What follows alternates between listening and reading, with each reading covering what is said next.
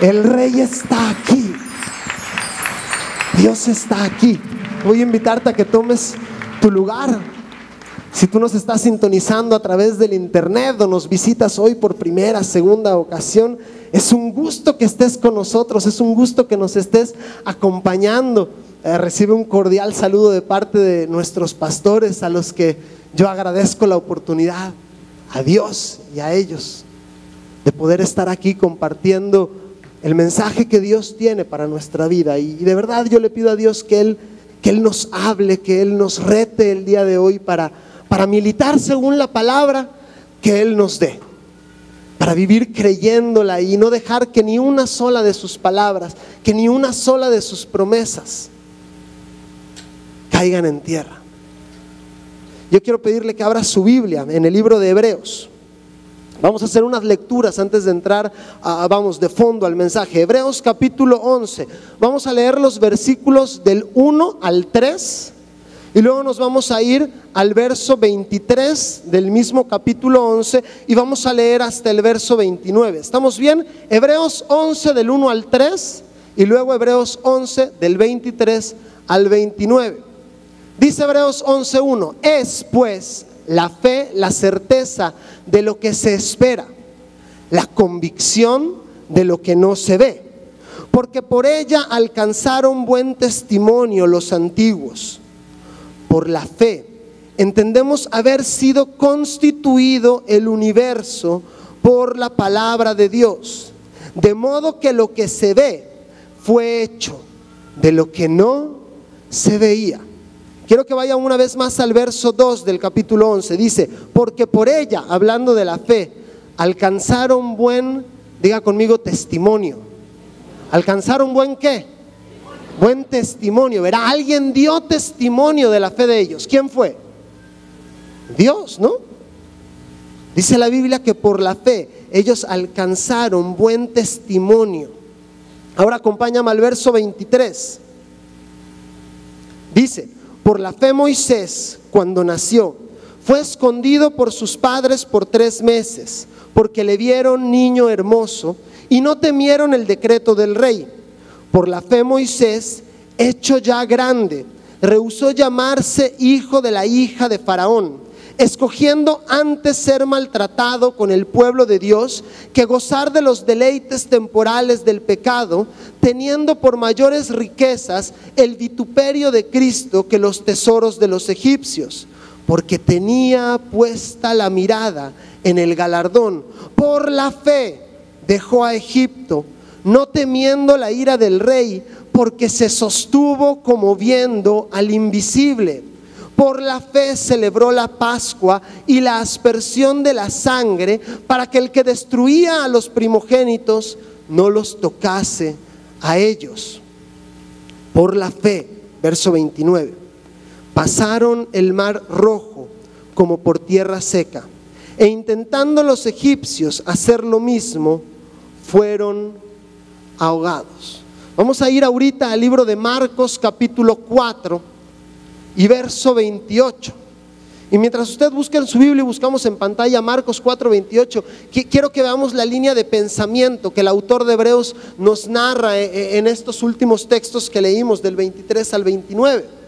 Usted y yo conocemos, ya tiene Marcos 4:28. Vamos a leer desde el 26, pero aguántenmelo un momentito, por favor. Dice la Biblia en Hebreos 11, del 23 al 29, nos narra la historia de un hombre que usted y yo muy probablemente ya conocemos, ¿verdad? Yo creo que todos hemos escuchado o hemos oído hablar de Moisés. Dice la Biblia en el Éxodo que hubo un tiempo en el que se levantó un faraón que no conoció a José y que vio que el pueblo de Israel, que los israelitas estaban creciendo y se estaban multiplicando en Egipto y se estaban haciendo más fuerte. Entonces el rey decide lanzar un edicto. Él dice que todos los hijos varones de las israelitas debían de morir. Y el verso 23 dice que los papás de Moisés hicieron algo, tomaron unas decisiones que afectaron la vida de Moisés. Posteriormente Moisés crece y él toma otras decisiones que afectaron la vida de todo un pueblo. Y el pueblo actuó en consecuencia de lo que Moisés hizo por la fe, por lo que los papás de Moisés hicieron. ¿Estamos aquí en la línea de pensamiento todos bien? 3 sujetos: los papás de Moisés, Moisés y el pueblo de Dios, lo que hicieron los papás de Moisés, lo que hizo Moisés y lo que hizo todo el pueblo por lo que cada uno de ellos hicieron. Ahora vamos a Marcos capítulo 4, vamos a leer desde el 26.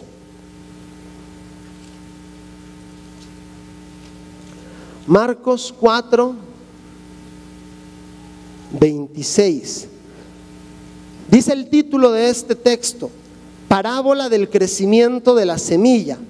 Decían además: así es el reino de Dios, como cuando un hombre echa semilla en la tierra y duerme y se levanta de noche y de día, y la semilla brota y crece sin que él sepa cómo. Verso 28, presta atención: porque de suyo lleva fruto, ¿qué cosa? Porque de suyo lleva fruto la tierra. Primero hierba, luego espiga, después grano lleno en la espiga. Este es Jesús hablando en Marcos 4. Y mira, Jesús comienza esta parábola diciendo: así es el reino de Dios. Cuando usted lee así es el reino de Dios, mire, usted y yo tendríamos que parar orejas, ¿verdad? Porque Dios va a traer revelación acerca de una verdad del reino. Y si algo necesitamos nosotros es aprender a vivir y a movernos en el reino. Y dice la Biblia en Marcos 4 que Jesús llega y comienza a enseñarle a sus discípulos las parábolas, algunas parábolas, y dentro de ellas comienza con la parábola del sembrador. Pero ¿qué tiene todo esto que ver? ¿Qué tiene todo esto de Marcos 4, de la semilla que es sembrada en tierra y de la tierra que lleva fruto, con lo que leímos en Hebreos 11? Cuando usted lee todo el capítulo 11 del libro de Hebreos, usted está leyendo un capítulo que es muy conocido, muy famoso. Algunas Biblias llevan por título la galería de los héroes de la fe, ¿verdad? Es algo así como el salón de la fama del béisbol, ¿verdad? Que alguien decide que X o Y beisbolista es muy bueno por ciertas cosas que hizo y entra al salón de la fama del béisbol. Bueno, Dios tiene su salón de la fama de la fe. Y Dios comienza a escribir a un montón de hombres que hicieron cosas por la fe, todos bien distintos, pero que tenían algo en común. Todos y cada uno de ellos vivieron, se desarrollaron, se movieron en medio de ambientes hostiles, en medio de circunstancias difíciles, en medio de ambientes adversos como los que muy probablemente tú y yo hemos pasado, estamos pasando. Y mira, no lo declaro sobre tu vida, pero muy probablemente algún día pasaremos. Todos y cada uno de ellos, si algo tuvieron en común, fue que la situación en la que vivieron no fue una situación fácil, pero en ellos se cumplió la promesa que se va a cumplir en nosotros, que aún en medio del desierto la flor del Líbano florecerá. Y sabes, Marcos 4 nos enseña, si es para Dios, dáselo más fuerte. Marcos 4 nos enseña que la semilla es sembrada en la tierra, pero que es la tierra que rodea la semilla la que tiene un impacto directo en el fruto que la semilla produce. Decía el Señor: porque la tierra lleva de sí fruto. Pero si bien es cierto que el ambiente tiene características o promueve situaciones que impactan directamente en el desarrollo de la semilla, mi hermano, hoy yo quiero decirte que esta atmósfera no tiene por qué ser determinante en el fruto que la semilla produce. Yo creo que Hebreos 11 no se ha terminado de escribir. Yo creo que todavía faltan muchísimos hombres y mujeres de fe por levantarse. Muchísimas personas de las cuales Dios siga dando testimonio que por la fe hicieron, que por la fe hicieron, que por la fe hicieron. Pero tenemos que entender que el ambiente que nos está rodeando el día de hoy, si bien afecta, no es determinante y no es un pretexto para nuestras vidas. Viene a mi mente la historia de Gedeón. Hebreos 11 habla, y es más, ni siquiera dice por qué Dios lo mete a la galería de los héroes de la fe. Pero dice la Biblia y menciona la Biblia a Gedeón como un héroe de la fe. Y cuando tú lees el libro de Jueces en el capítulo 6, ¿me lo regresa? Bueno. Sí, gracias. Y cuando usted lee el libro de Jueces capítulo 6, los primeros 10 versículos nos dan un panorama amplio de la situación que el pueblo de Israel estaba viviendo en aquel entonces. Dice la Biblia que el pueblo de Israel había hecho lo malo y como consecuencia de su pecado, diga conmigo, mi pecado tiene consecuencias. Y dice la Biblia que como consecuencia del pecado de Israel, todos los madianitas, todos los pueblos que los rodeaban, habían venido a hacer presa de la nación de Israel. Dice la Biblia que la nación de Israel en aquel momento sembraba, trabajaba la tierra, y cuando llegaba el tiempo de la cosecha y ellos se encontraban recogiendo el grano, recogiendo el trigo, entonces todos los madianitas venían, todos los enemigos del pueblo de Dios venían, y por causa de su pecado ellos abrieron puerta para que el enemigo viniera y destruyera todo en sus vidas. El ambiente, mi hermano, era más hostil de lo que tú y yo nos podemos imaginar. Durante 7 años Israel había sido entregado en manos de sus enemigos, y hay un punto en el que el pueblo de Dios clama a Dios, clama a su Padre para que Él los restaure, para que Él los rescate. El libro de los Jueces es un libro que habla de la misericordia de Dios, que habla de tiempos en los que el pueblo se alejaba de Dios, pero en su infinita misericordia Dios levantaba un hombre en medio de esos ambientes hostiles, y entonces la toma se cierra. Y en el verso 11 nos encontramos a Gedeón. Dice la Biblia que el ángel de Jehová se presenta delante de Gedeón, que estaba sacudiendo trigo en un lagar debajo de la encina de su papá, debajo de un árbol. Y dice la Biblia que allá estaba Gedeón escondido, sacudiendo el trigo. Mira, sacudir el trigo era parte de un proceso de trillado para poder hacer pan, muy probablemente, en el que el pueblo de Israel cosechaba, recogía el trigo, ellos frotaban el trigo de forma tal que toda la cascarilla, el pergamino que cubre la semilla se deshiciera, se hiciera, vamos, lo que aquí conocemos como shish, ¿verdad? Se hiciera un shishito, y entonces en un lugar muy abierto, lleno de aire, ellos sacudían el trigo. Usted ha oído la frase como tamo que arrebata el viento, para que entonces el viento soplara y toda esa cascarilla se fuera, y el trigo bueno para poder hacer el pan quedara y ellos lo pudieran recolectar. Pero imagínate, eso se hacía en un lugar abierto, y ahí estaba Gedeón en un lagar. Tenía el síndrome del Chavo del Ocho, ¿verdad? El lagar es como que un tanque donde las doncellas se ponían a pisotear las uvas para generar el jugo y que este fermentara y luego hicieran el vino. ¿Y cuánto más podía hacer ahí Gedeón? ¿Verdad? Con sus manos. Y ahí se la pasaba el brother horas, temeroso, asustado, pendiente de lo que sus enemigos iban a hacer, de en qué momento iban a llegar y le iban a quitar la producción. Y entonces dice la Biblia que se presenta el ángel del Señor ahí mientras él estaba pendiente, y le dice: el Señor está contigo. Yo creo que Gedeón habrá pegado un brinco en ese momento en el que él se encontraba temeroso, expectante de qué iba a pasar, y después del grito que habrá pegado Gedeón, Dios llega y le dice: varón esforzado y valiente. Bendito Dios que Él no mira lo que mira el hombre, ¿verdad? Que Él mira el corazón. Le dice: tú vas a salvar a mi pueblo, tú vas a rescatar a Israel. Y me encanta la respuesta que Gedeón le da, porque Gedeón no le dice: no, Señor, te equivocaste, eso es 4 lagares más abajo, aquí sobre esta misma calle, 4 para allá. No, Señor, yo no soy. ¿Saben qué le dice Gedeón a Dios? Le dice: ¿con qué? ¿Con qué? ¿Sabes a mí de qué me habla esa respuesta? De un corazón dispuesto. Pero enseguida todo toda la formación que vino como consecuencia del ambiente que Gedeón estaba viviendo y que Gedeón, todas las ideas que Gedeón había aceptado como reales en su vida, comienzan a salir. Manasés significa olvido, es algo así como insignificante. Y después de Gedeón, en un momento de valentía, en un momento de puro corazón, decirle a Dios: Señor, ¿con qué lo voy a liberar? Le dice: no, espérame, pero es que yo vivo en una ciudad insignificante y soy parte de una familia insignificante.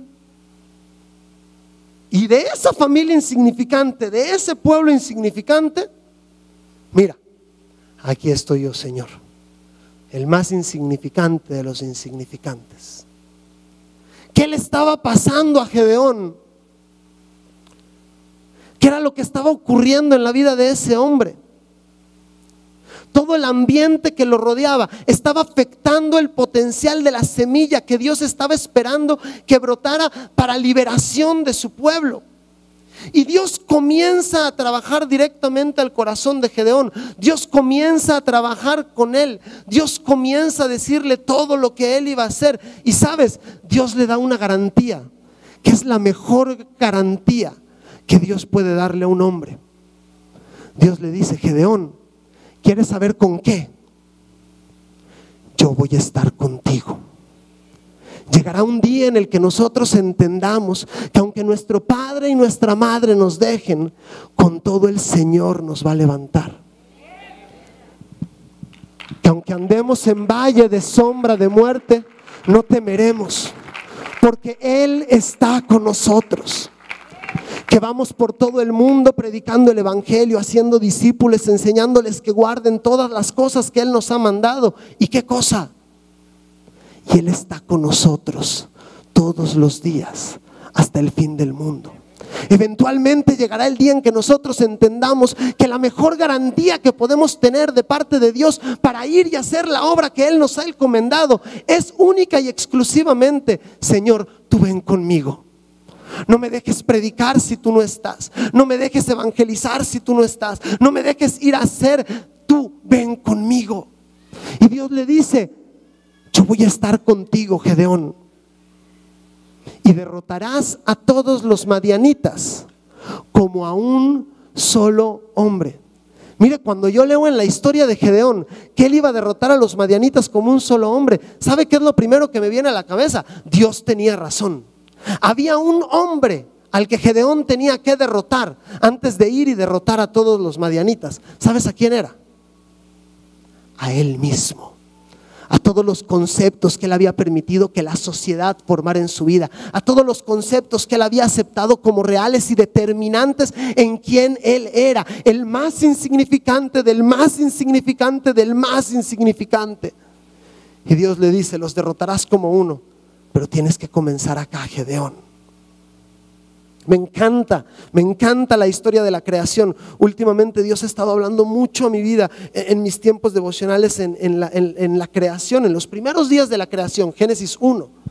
Y me encanta ver cómo los primeros días de la creación Dios le habla a la tierra. Dios le habla al caos. Dios comienza a ordenar: aguas, sepárense, hagan mar, hagan tierra, lumbreras, sepárense, formen día, formen noche, tierra fructifica, tierra da árboles, animales, fórmense. 5 días Dios comienza a ordenar todo el caos del ambiente donde Él iba a sembrar semillas preciosas, su creación predilecta, a ti y a mí. Y llega el 6º día, y en el 6º día Dios le habla al hombre. La fe viene por, ¿y el oír qué? El 6º día Dios decide hablarle al hombre para que en el hombre se levante fe, para que él tome autoridad sobre la tierra que Dios había creado, y no sea el ambiente ahora el que domine al hombre, sino sea el hombre el que, por causa de escuchar la voz de Dios, ahora tenga el potencial de dominar todo el ambiente que lo rodea. Ese es nuestro diseño original. Eso es lo que Dios quiere restaurar. Cuando el pastor nos estuvo hablando los mensajes acerca del huerto del Edén, eso es lo que Dios quería restaurar en el hombre. Hombres y mujeres que ven caos, y donde ven caos dicen: allá hay alguien que tendría que estar escuchando la voz de Dios y no lo está haciendo. que cuando ven caos en sus hogares, que cuando ven caos en su trabajo, que cuando ven ambientes hostiles en la ciudad, en la nación, se levantan a escuchar la voz de Dios, y por causa de que escuchan la voz de Dios, fe se levanta dentro de ellos para ser ellos los que dominen el ambiente y no el ambiente el que nos domina a nosotros. La tierra lleva de sí fruto, pero ese ambiente no tiene que ser determinante. Tu condición no tiene, que estás viviendo hoy, no tiene que ser determinante de lo que tú vas a hacer, si tú y yo aprendemos a movernos en la fe y en la dirección que Dios nos marca. Tenemos que aprender a caminar en fe. Tenemos que aprender a escuchar la voz de Dios y creerle a Dios en medio de tiempos hostiles. Más adelante en la historia de la creación, dice la Biblia en Génesis 6 que la maldad se multiplicó en la tierra.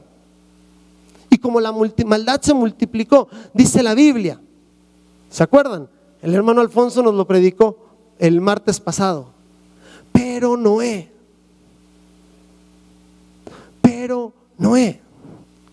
¿sabe? Dios sigue buscando hombres y mujeres que sean el pero en esta generación. Que cuando en los periódicos digan, la juventud se está perdiendo, pero los jóvenes de mi vejez, no. Los matrimonios se están separando, pero los matrimonios de mi vejez, no.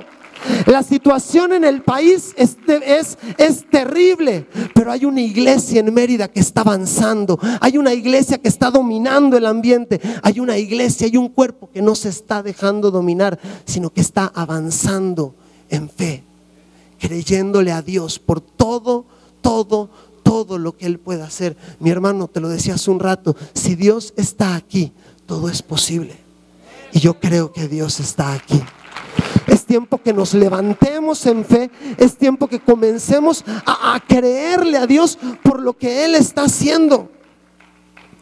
Y ahora sí vamos a entrar, ya que entendimos esto de Hebreos y esto de Marcos, a lo que Dios quiere hablar a nuestras vidas el día de hoy. Marcos 11, verso 23. Hebreos 11, 23. Durante toda la semana me la pasé haciendo encuestas. A muchos acá les habrá tocado, ¿verdad? ¿Tú qué crees que Moisés hizo por la fe? Yo les preguntaba por curioso a ver qué me decían. ¿Sabe? Si les soy honesto, yo tengo que reconocer que muchas de las cosas de las que Dios da testimonio, yo no las hubiera puesto en la Biblia. Bendito Dios, yo no la escribí, ¿verdad? Y que a muchas de las personas que ahí salen, yo no las hubiera puesto. ¿A poco usted hubiera puesto como héroe de la fe a la mamá de Moisés? Si yo le dijera, dígame el nombre de 10 héroes de la fe en la Biblia, ¿cuántos hubieran dicho Jocabed? Nadie. Pero Dios da testimonio de ella. Dice la Biblia, Hebreos 11, 23, vamos a leerlo. Por la fe, Moisés, cuando nació, fue escondido por sus padres por 3 meses, porque lo vieron niño hermoso y no temieron el decreto del rey. Moisés fue escondido por la fe ¿de quién? De sus papás, porque lo vieron ¿cómo? Mire que si por ver a su hijo hermoso usted entrara a la galería de los héroes de la fe, usted tendría que hacer cola atrás de mis papás. Yo digo, o tal vez ellos no hubieran entrado, quién sabe, ya me metí en problemas. Pero dice la Biblia que Jocabed y el papá de Moisés lo ven hermoso. Y ahí me metí de curioso a ver lo que la palabra hermoso significaba, y encontré un mensaje que se predicó el 27 de julio de 1876 por Charles Spurgeon, que me encanta cómo explica la palabra hermoso. Dice la Biblia que lo que realmente Moisés, Jocabed y el papá de Moisés vieron en él fue propósito. Ellos sabían que iba a haber un hombre, que eventualmente Dios levantaría a alguien que los liberaría del pueblo que los estaba oprimiendo. Y entonces llega Jocabed, da a luz a Moisés, y díganme qué mamá no ve hermoso a su hijo. No lo salvó porque lo vio bonito, lo salvó porque vio propósito en él. La mujer se levantó porque dijo: mira, este puede hacer cosas grandes. ¿Sabes una cosa? Tú has dejado de luchar por tu matrimonio porque has dejado de ver el propósito que Dios tiene en él. Has dejado de levantarte y de pelear por tus hijos, por tu marido, por tu esposa, porque los has dejado de ver hermosos, porque has dejado de ver la semilla tan poderosa y el potencial tan grande que tienen en las manos de Dios, por los que vale la pena levantarte y pelear la batalla por ellos, para que tu matrimonio se salve, para que tus hijos se restauren, para que tu economía crezca. ¿Saben? Eso es algo que yo amo, de verdad amo de esta casa. Usted se vira y ve. Inscríbase al encuentro, inscríbase a su discipulado, vaya a su casa de bendición, vaya a su célula, predicación el martes, predicación el domingo, congrégate. ¿Sabes por qué? Porque nuestros padres nos ven hermosos, porque saben que hay propósito en nuestra vida, porque saben que somos una generación por la que vale la pena luchar, por la que vale la pena esforzarse, por la que vale la pena desvelarse. Dice la Biblia que Jocabed lo vio hermoso y entró a la galería de los héroes de la fe. Imagínate qué fácil que tú y yo entremos ahí. Porque a la persona a la que ves dices: yo le voy a hablar de Cristo porque es hermosa, seguro tiene propósito. Yo le voy a hablar de Cristo porque Dios lo ve hermoso, también murió por él, seguramente va a ser un hombre grande. Yo le voy a hablar de Cristo a esa señorita porque yo no sé, va a ser la futura mamá de mis hijos. Ya estoy profetizando sobre mi vida. Voy a salir de acá a evangelizar, ¿verdad? Porque va a ser la futura maestra de mis hijos. Patine grueso.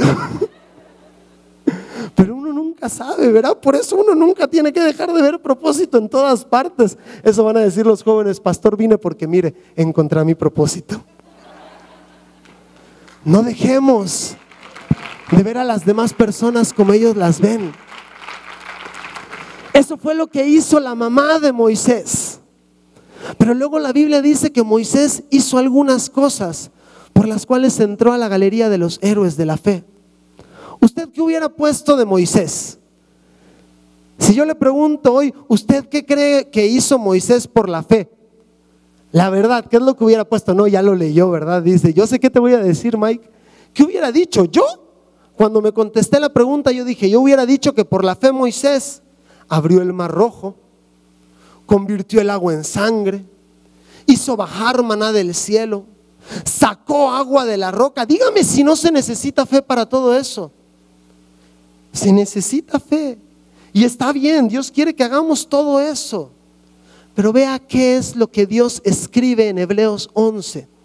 ¿Qué es lo que cautiva el corazón de Dios que Moisés hizo para poder entrar a la galería de los héroes de la fe? Hebreos 11:24 dice: por la fe Moisés, hecho ya grande, rehusó llamarse hijo de la hija de Faraón, escogiendo antes ser maltratado con el pueblo de Dios que gozar de los deleites temporales del pecado, teniendo por mayores riquezas el vituperio de Cristo que los tesoros de los egipcios, porque tenía su mirada puesta en el galardón.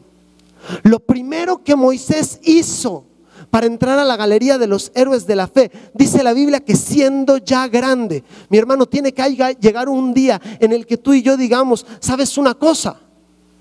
Ya, no hay pretexto atrás, no importa la edad que yo tenga.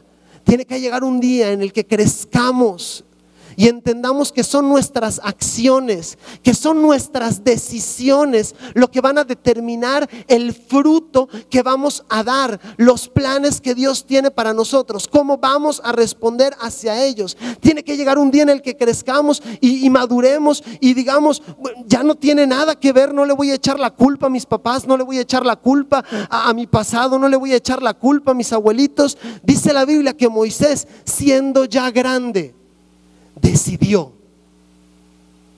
ya no ser llamado hijo de la hija de Faraón. Dijo: me crié con la hija del faraón, me crié en la casa del faraón, pero yo no soy hijo de la hija del faraón. Yo crecí en este barrio pobre, yo crecí en esta colonia pobre, pero mi mentalidad no es de pobre. Yo me desarrollé en este ambiente de corrupción, yo me desarrollé en este ambiente de perversión, pero mi mentalidad no es de corrupción. Yo no me voy a corromper con el ambiente. Tiene que llegar un día en el que digamos, siendo ya grandes: hasta aquí llegó, o estoy o no estoy, o sigo o me aparto. Pero no podemos seguir jugando. O estamos o no estamos. Y eso es lo primero de lo que Dios da testimonio. Para eso se necesita fe, mi hermano. Dice la Biblia que el pecado es deleitoso, pero es temporal. Y llegó el día en el que Moisés tuvo que elegir: por la fe voy a ser diferente. Yo no me voy a perder con esta generación. Nací en el mundo, pero yo no soy del mundo. Yo soy del reino. Mi economía es del reino. Mi matrimonio es del reino. Mi familia es del reino. Yo soy un hijo del reino. Y como tal, yo voy a comportarme.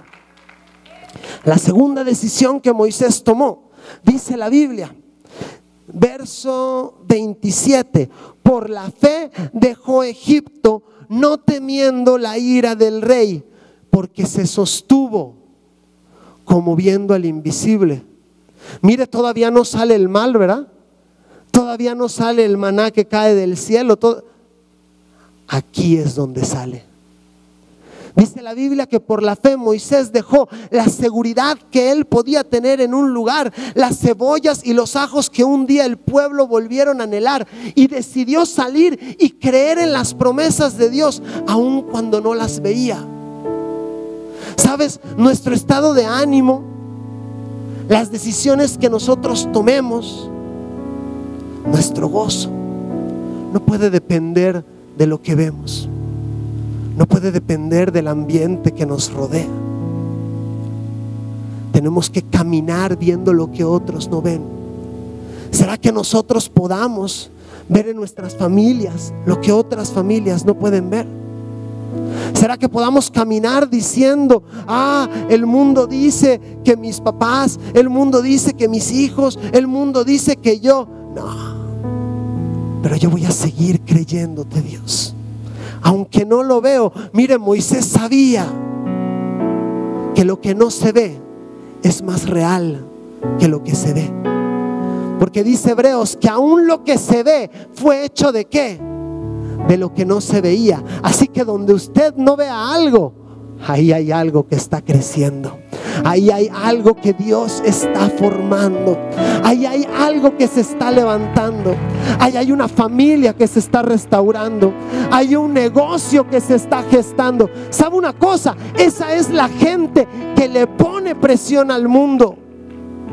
Esa es la forma como se baja maná del cielo. Esa es la forma como saca uno agua de la roca. Porque cuando el pueblo te dice: tengo sed, ahí hay agua. No, Moisés, hay una piedra. No, ahí hay agua. Moisés, que no, que es una piedra, que hay agua. Ahí hay un camino. No, allá está el mar. Hay un camino. No, está el mar. Allá hay un negocio. No, allá hay pobreza. Allá hay otro negocio. No, allá no se puede. Allá hay prosperidad. No. La economía está terrible en el país. Los presupuestos a nivel federal están terribles. La situación devastadora. Pero eso no va a cambiar mi manera de caminar.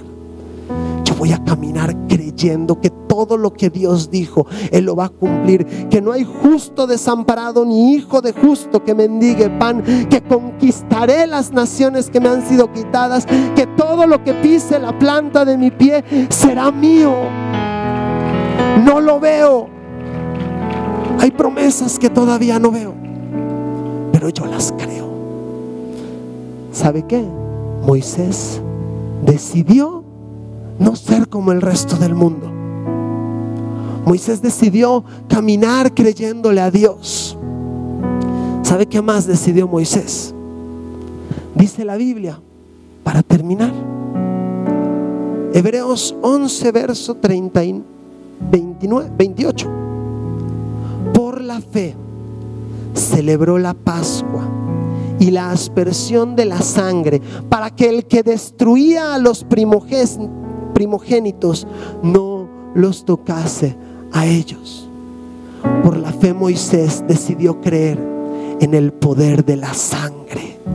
Y si ese fue Moisés, que no había visto a Cristo, ¿cuánto más nosotros no podemos creer cuando ya conocemos todo lo que Él hizo en la cruz por nosotros?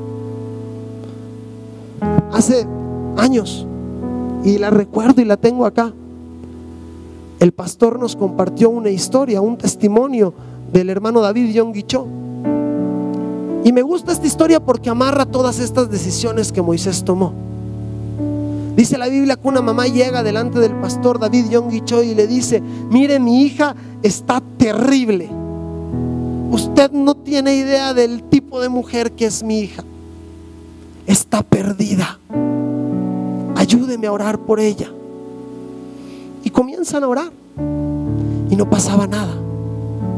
El pastor David, el pastor Cho, llama otra vez a la mujer, le dice: bueno, ¿cómo va la situación? Le dice: nada, está perdida, es terrible, usted no sabe, una tal por cual, no tiene esperanza. Y el pastor David, desesperado, le dice: bueno, vamos a ayunar, vamos a meternos más. Y se meten. La manda a llamar con el paso del tiempo y le dice: ¿qué pasó? Nada, pastor, la misma de siempre. Y el Espíritu habla a la vida del pastor David Yonggi Cho y le dice: ¿sabes una cosa? Esta mujer no está viendo a su hija como yo la veo. ¿Sabes cómo yo veo a su hija? Yo la veo abrazada a la cruz de Cristo y la sangre de mi hijo rociándola, la sangre limpiándola, la sangre restaurándola, la sangre trayéndole nueva comunión, nueva restauración. Su hija sigue igual, porque esta mujer no ha aprendido a verla como yo la veo, porque no ha creído en el poder de mi sangre que también la alcanzó a ella. Que no importa su condición. Moisés, dice la Biblia, que creyó en el poder de esa sangre.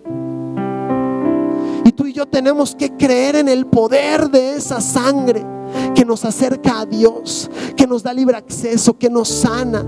En esa sangre que se derramó cuando le ponían la corona de espinos, esa sangre que rompió la maldición de la pobreza, esa sangre que se derramó cada vez que Él estaba siendo azotado por nuestra sanidad. Es que los doctores han dicho que esta situación es terrible, el ambiente que me rodea es muy difícil, de enfermedad.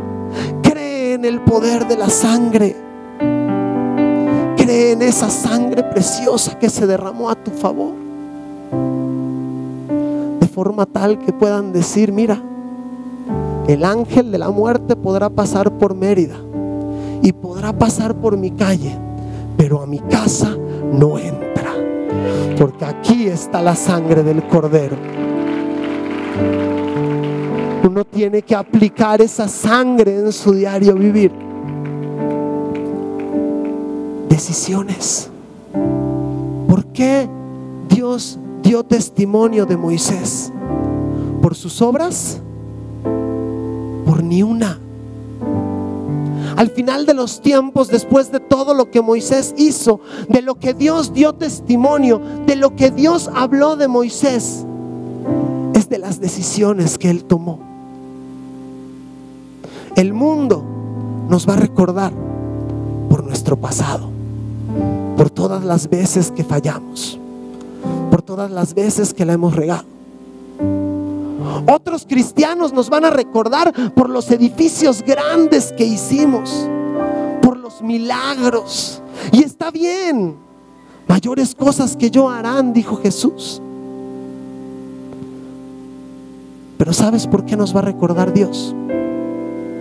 Porque cuando pudimos ser como el resto del mundo, decidimos ser diferentes. Porque cuando todos veían que la situación estaba terrible, nosotros veíamos un camino, nosotros veíamos esperanza, porque nos atrevimos a creer en el poder de esa preciosa sangre y todos los beneficios que trae para nuestra vida. Me encanta cómo termina el verso 29 que acabamos de leer. Dice: por la fe todo el pueblo pasó el Mar Rojo. ¿Sabes una cosa? Yo creo que muchos aquí vamos a ayudar a otros a pasar. La mamá de Moisés tomó decisiones por las cuales todo un pueblo pasó. ¿De verdad quieres Mérida para Cristo? ¿De verdad la quieres? Hoy tú tienes que decidir: yo no voy a ser como el resto del mundo. Hoy yo voy a caminar creyendo en, aunque yo no vea, yo hoy voy a caminar creyendo en el poder de la sangre que Cristo derramó por mí. Cierra tus ojos un momento ahí donde estás. Quiero hacer una invitación el día de hoy. A ti que nos ves por internet o que nos visitas hoy por primera, segunda ocasión, y que has escuchado la voz de Dios hablando a tu vida. Esa sangre que se derramó en la cruz, se derramó también y principalmente para el perdón de nuestros pecados, para reconciliarnos con Dios, para darnos vida eterna. Y si hoy tú quieres, recuerda, decisiones. Hoy tú puedes decidir abrirle tu corazón a Dios y pedirle perdón por tus pecados e invitarlo a entrar a tu corazón. Si tú quieres hacer esto, si tú decides hacer esto, yo te voy a invitar, y toda la iglesia me apoya, a que tú repitas después de mí: Señor Jesús, hoy yo te pido que perdones todos mis pecados. Hoy abro la puerta de mi corazón a ti y te pido que vengas y entres a vivir en él. Límpiame, Señor. Me arrepiento de todo lo malo que he hecho y entrego mi vida a ti, Señor. Te acepto como mi único y suficiente Señor y Salvador. Y así, todos con los ojos cerrados, quiero saber si alguien habrá hecho esta oración por primera vez el día de hoy. Si usted hizo esta oración aceptando a Jesús a entrar en su corazón, ahí donde está, levante su mano y hágamelo saber. Yo quiero orar por usted. Dios te bendiga, veo tu mano. Dios le bendiga, veo su mano. Dios le bendiga, veo su mano. Dios te bendiga, veo tu mano. Dios te bendiga, veo tu mano. ¿Habrá alguien más que haya hecho? Quiero pedirle a todas las personas que decidieron hoy aceptar a Jesús en su corazón, a todas las que levantaron su mano, y tal vez si aún usted no levantó su mano, venga acá al frente. Quiero orar por usted, quiero bendecir su vida. Venga acá al frente, acompáñenos. Gracias. Vamos a darles un fuerte aplauso a estos valientes que están pasando. No tenga pena, venga acá al frente, pase. Queremos orar por usted. Tu caminar. Queremos bendecir su vida. Te mueves entre el pueblo